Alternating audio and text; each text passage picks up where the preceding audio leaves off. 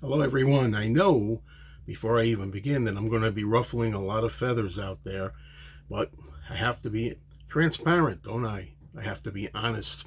I'm going to give you a little bit of a story behind listening to this album, Frank Sinatra, Watertown from 1970. Nice cover. Like the artwork here. See the railroad tracks? You may be able to hear the train pulling in. Watertown, is that the train I hear at the end of the Watertown song?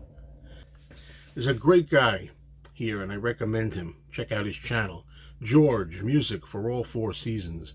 He is a big fan of Frankie Valli and the Four Seasons and other things too.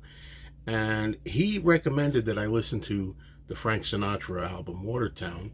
And I think mainly, if I'm not mistaken, because from the Four Seasons, Bob Gaudio actually helped compose the lyrics, and he was partly the arranger to this album. And I will say the arrangements here are nice. Please, George, I hope you'll understand I'm being honest here. Okay, a little background here. Several years ago, had to be at least 5, maybe even more, George was nice enough to send me 2 albums in the mail that he wanted me to listen to. One of them was the Four Seasons Genuine Imitation Life Gazette, which I'm happy to say I enjoyed. Now, it took me a long time because, as some of you know, I don't generally like getting suggestions for albums to listen to because I feel like I don't want to let that person down if I'm not in the mood to listen to it. So it took me years, but I did, thankfully, wind up liking that album by the Four Seasons. So that was a good move, but nobody's 100%, George. And I have to tell you, after listening to finally Watertown, I don't get it. I don't get what the big hype is about this. I don't get what the love for this album is. I'm going to talk a little bit about that because I thoroughly dislike this album all the way through. You know, this album, I found out after I did some research, actually was a flop. It didn't even chart on Billboard's list. It's only Frank Sinatra album, not the chart at the time. It had poor sales. Now, one source that I saw claims that Sinatra even thought about giving up his career after this. I really don't know. Look, some albums flop when they first came out, and then sometimes they get reappraised as the decades go on, which seems to be the case for this. But it's interesting how so many of the albums that are great albums that I don't care for actually wind up, when I do research, having been lousy when they first came out and nobody liked them. One of the examples, again, is I'm going to give it to Pet Sounds by the Beach Boys. I'm not a fan of Pet Sounds. However, after listening to, suffering through, I should say, Watertown, I think that Pet Sounds by the Beach Boys is great compared to this. Now, I understand this is supposed to be a concept album by Sinatra, and I stop for a minute and I say, well, it's not his first concept album, isn't it? I mean, didn't he have in the wee small hours and songs for swinging lovers? I mean, I don't know if that's the same thing. I think with this album, we're dealing with a situation where Sinatra, the character he's playing in the songs, I guess, is basically telling a depressing story of what happened to him, of loss and pain, and I get all of that. And there comes the train from Watertown. Okay, perfect mood setting.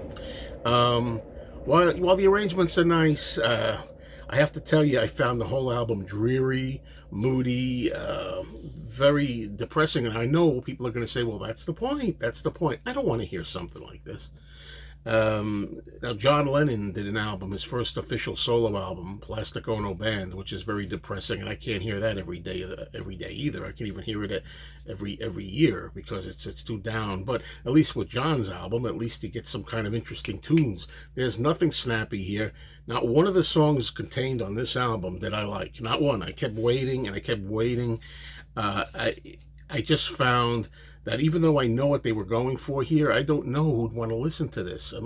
You'd have to be in the midst of a real bad breakup and be really down on your luck, sitting up at like 4 o'clock in the morning, or you know, just sitting there solemn by yourself in the dark.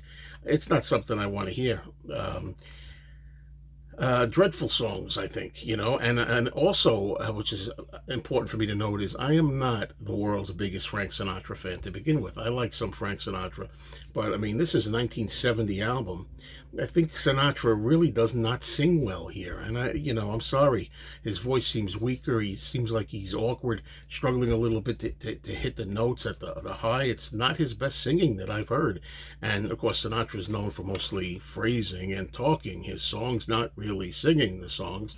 I mean, there's a lot of people that are solo artists I'd rather hear. I mean, I don't know, Elvis Presley, Bing Crosby, Dean Martin, Tom Jones, Engelbert Humperdinck, Neil Diamond. I mean, I could think of a lot of singers, crooners, whatever you want to call them, that I'd rather listen to.